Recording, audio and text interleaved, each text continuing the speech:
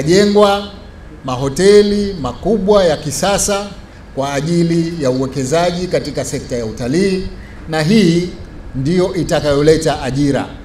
Ajira tunazipata kwa njia mbili. Wakati wa ujenzi kama sasa, kuna vijana wetu wengi wameajiriwa katika ujenzi, lakini baada ya kukamilika, wakati wa uendeshaji, vijana wetu wengi pia wataajiriwa kama tulivyoambiwa katika taarifa.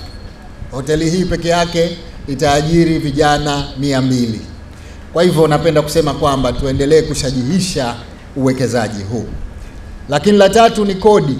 Tunafaidika serikali na kodi zinazotokana na watalii wanaokuja hapa. Kila mtalii anayelala hapa kuna kodi serikali inaipata, na hawa wenye makampuni wanalipa kodi kwa serikali.